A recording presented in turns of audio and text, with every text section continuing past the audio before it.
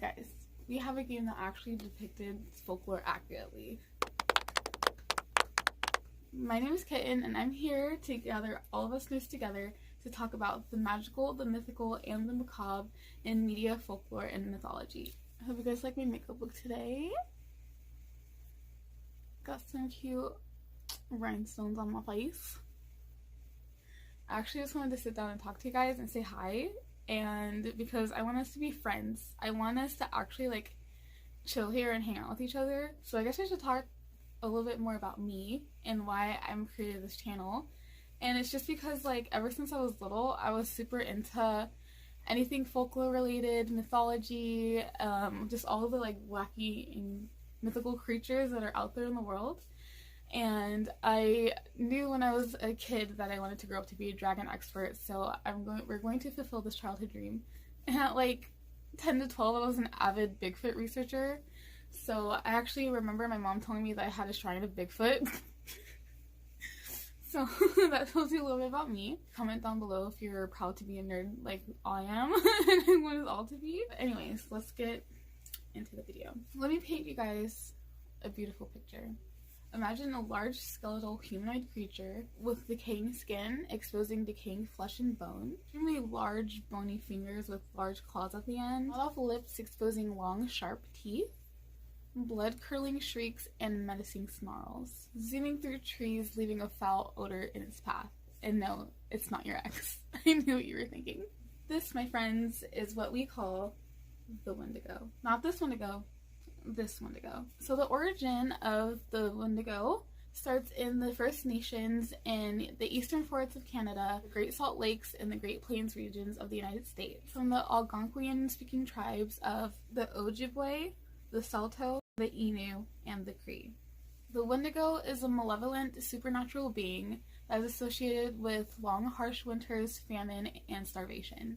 They are visibly large but are juxtaposed with a malnourished body. They will grow into proportion to whomever they devoured, cursing the Windigo to live in the paradox of extreme gluttony and perpetual starvation, becoming the embodiment of greed and excess, which you can see today in our current leaders, in our major businesses and corporations, and also maybe people that we know in our everyday lives. And this archetype has pretty much been around for centuries. You can imagine that back in the day with the cavemen, that there are some cavemen that were just like, you know, super greedy, stealing all of the gatherings and the pickings, hunting and stealing things and keeping them for themselves. And that's kind of why the Windigo was created in these regions.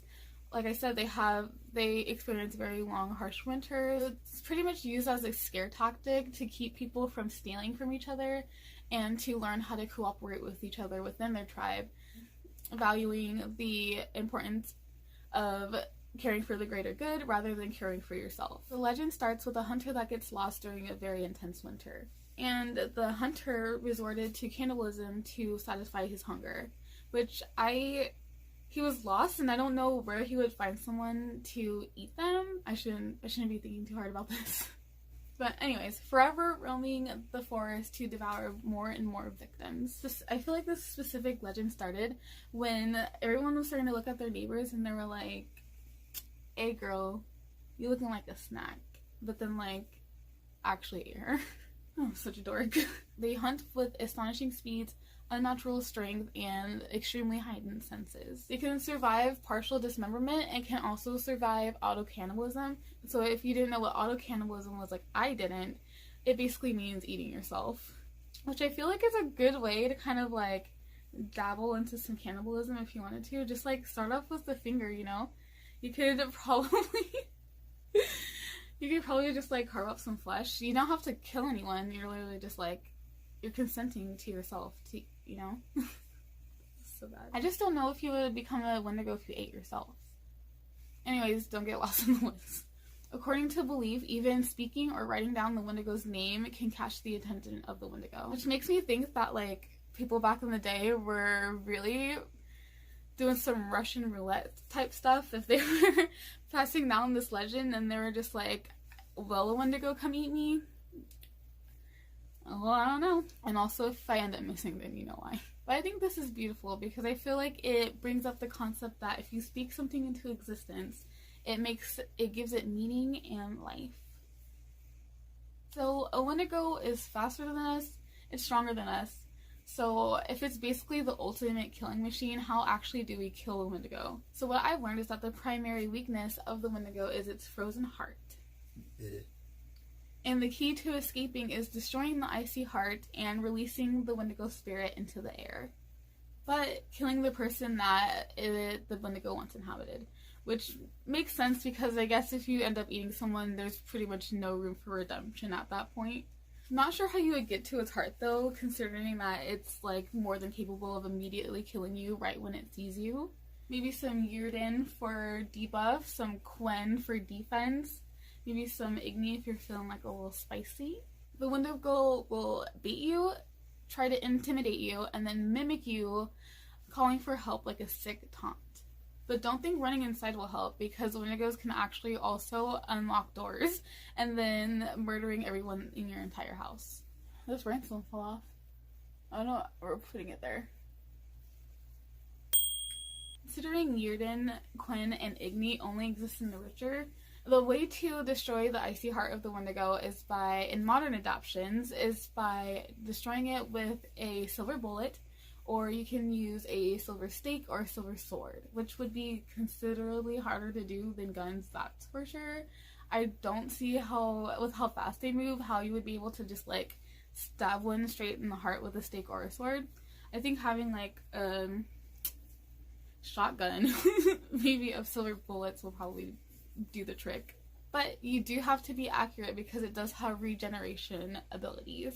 But more historical Algonquin folklore states that pretty much fire can kill a Wendigo, and that just means that Igni in this case is perfect.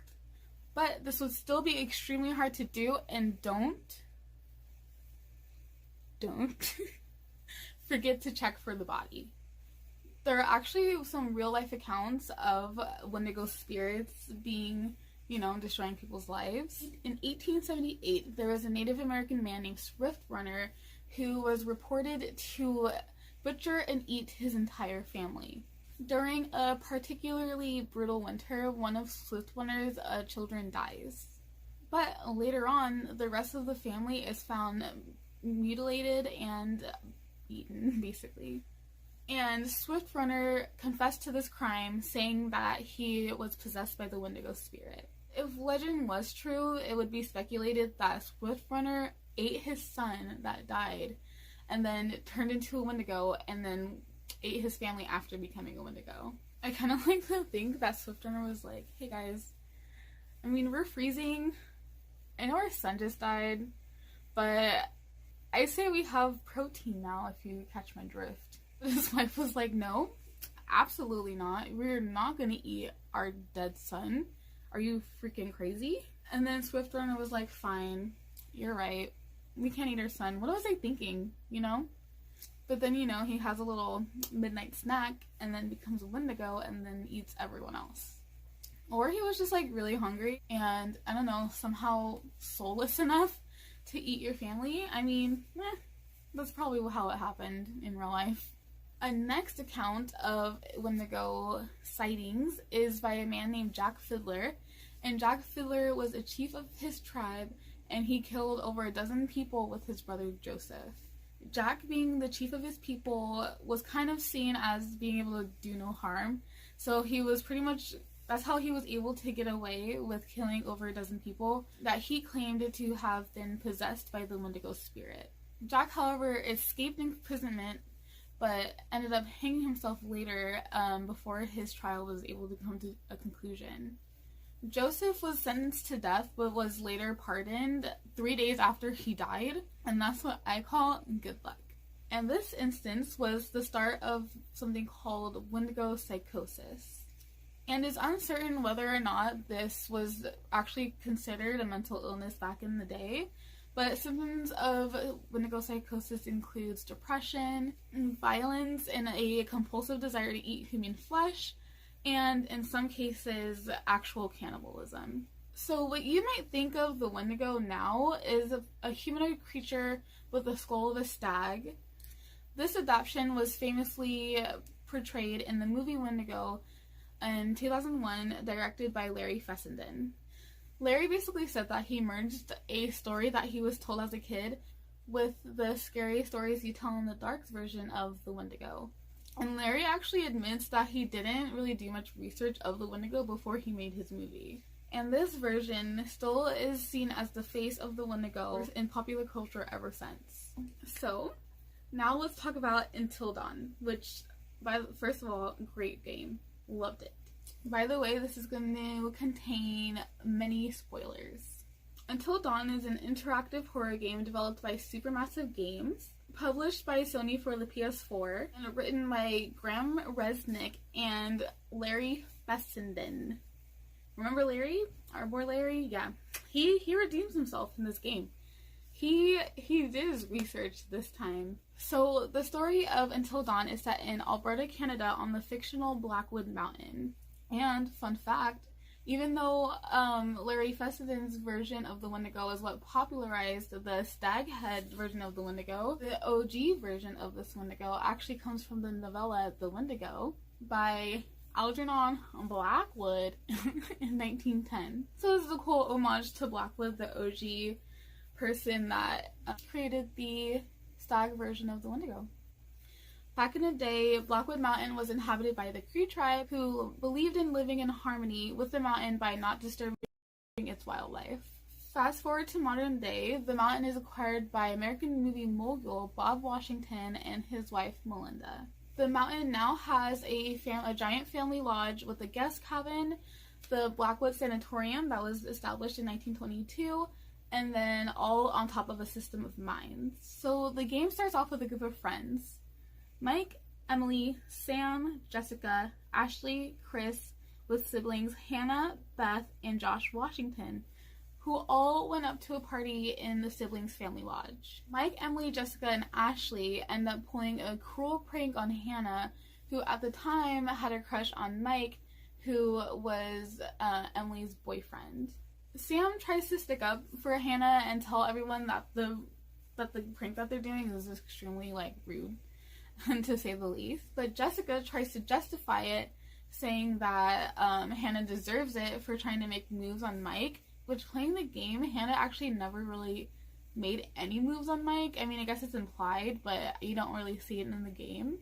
They leave a note for Hannah to find, telling her to meet Mike in private. Mike ends up convincing her to take off her shirt, and while she does this, she hears some giggling underneath the bed, and she realizes that they're all under the bed recording her this whole time. While her brother Josh is passed out drunk, and also Chris is as well. This causes Hannah to run into a blizzard, extremely embarrassed, obviously, and Beth goes running after her into the night. It shows Hannah and Beth being chased by something of unknown origin. During the chase, Hannah and Beth start falling off of a ledge. Beth is hanging on for dear life, and she's also hanging on to Hannah, who is almost gonna fall, basically, to her death. This man ends up coming to try to rescue them, but this is obviously unsuccessful as they both fall, and Beth ends up dying, and Hannah ends up with a broken leg. A year later, Josh asks all the friends to come back to the family lodge to honor the memory of his sisters, and this is when all of their lives are changed forever again. So Josh had alternative motions for this little get-together, and that is revenge. Josh sets up an extremely elaborate and extremely cruel prank on his friends, setting out posters and things that insinuates that there is a madman loose on the mountain. And the alleged psycho ends up creating scenarios that causes the characters to have to choose whether or not they kill one or the other, whether or not they kill themselves or the other, chases them around the lodge, and in general is just wreaking havoc on all of his friends. And while all this is unfolding, they don't realize that there's actually a graver danger that is upon them all. So let's go back a little bit to the mines and the sanatorium that I mentioned earlier. In 1893, tin and radium are found inside the mountain, and this causes an extensive building of mines within the mountain, established, owned, and operated by a man named Jefferson Bragg, who ends up being the overseer to the Blackwood Sanatorium years later. The Cree were rightfully very upset by this and said that the mining of the mountain caused for the spirit of the Wendigo to be released. In 1952, due to poor maintenance of the mines, it ends up collapsing, and 30 miners are trapped underneath the mine, and 12 end up making it out. And these men were dubbed the Miracle Men. And these 12 survivors are taken to the sanatorium to undergo physical and psychological evaluation. Upon arriving, the miners actually seemed fairly healthy for what they've been through, but they had extreme trouble reintegrating into society. Over time, the miners are seen having increasingly worsening irregularities and undergoing physical changes, becoming extremely violent and eventually attacking employees. Now let's talk about one of these miners, Billy Bates, aka patient number 9. Billy was one of the 12 surviving miners. He had a wife named Agnes and he had a daughter named Louise. Upon finding documents in the now abandoned sanatorium, it is shown that Billy started to overcome some very strange physical changes. On day 4, it is documented that Billy started to have epidermal dyspigmentation, severe post-traumatic kyphosis, which is basically becoming hunched over, corneal dystrophy and clouding, which is abnormal material building up in the cornea. Day 9, he developed chronic kyphosis, scarring alopecia, which is when the destruction of hair follicles are replaced with scar tissue, extreme nasal septum perforation, which is basically having a hole in the cartilage of your nose, and ectodermal dysplasia, which is the pointing of the teeth. On day 12, it changed from alopecia to telogen effluvium, which is losing hair through high stress, like turning into a Windigo, maxillary canine teeth 1 inch, which means that their canine teeth grew to 1 inch, and corneal oedema, which is corneal swelling, and epidermal toughening. And yes, my friends, so 12 of the miners resorted to cannibalism while down in the mines and ate all of the rest of the miners, thus becoming Wendigos. In the sanitarium, you come across a dead body inside of a room, and when you look at the suicide note that you find, you can see that this was written by our boy Jefferson Bragg. In the note, Bragg explains that the reason why he committed suicide was because he could hear the crying and screaming and general calamity of what was happening outside of the room. And I couldn't even imagine, because Windigs actually kill very brutally. They tear off your flesh and then they eat your insides while you're still alive. Okay, so now let's go back to Beth and Hannah. So we were told that Beth dies, and with Hannah having a broken leg, we can tell that she had to drag Beth's lifeless body into the mines for safety. Hannah ends up making a grave for Beth, and you can see exploring the mines a set of tally marks that are carved into the cave walls. Upon finding a diary in the mines, you come to learn that Hannah was trapped in these mines for weeks, and she became so ravenous with hunger that she digs up her sister's grave, eats her body in order to survive even just a little bit longer. And this is probably one of the most tragic things like I've ever heard in a video game, at least from what I've played. But as you can imagine, this makes Hannah become a Windigo herself. So let's talk about another character who is a man that inhabited the mountains this whole time, named Jack Fiddler, aka the flamethrower guy. And remember Jack Fiddler, the guy that killed the 12 Wendigos back in the day, the real life Jack Fiddler? Yeah, so he was put in the game. And not only that, is he's played by our man Larry Fessenden. Jack has been on the mountain this whole time, following in his grandfather's legacy of hunting and killing Wendigos. His grandfather ends up dying trying to capture the toughest Wendigo of them all, named Maklupitu, which means one who has big teeth. This ends up being the Wendigo that was chasing Beth and Hannah. So it's kind of, I don't know if it was better for them to die the way that they did, because I couldn't even imagine the way that you get killed by a Wendigo, having to be killed by the strongest of the Wendigos. Maybe not Hannah. I don't know if her death was better or not, but I think that Beth probably had the easiest death, unfortunately. And Jack, who was the one who actually tried to help Hannah and Beth when they were falling off the ledge, ends up luckily killing the Makupitu in the process. So let's talk about the similarities between the Wendigo in the games and the Wendigo in Folklore, because luckily, like I said, Larry did his research and the game is very accurate to Algonquin and Folklore. According to one of Jack's journals that you find, because he was also intensely studying the Wendigos as well as killing and hunting them, you find out that bullets won't pierce their skin, but shotguns can keep them at bay, and they definitely can't be cut or stabbed. Like, there's no way. And because of modern adaptations, silver bullets in swords were a thing.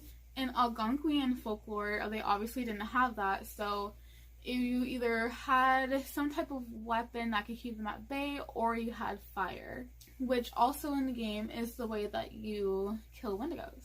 They hunt at night only, and they can't really see you if you're standing still because of the way that they travel through the dark.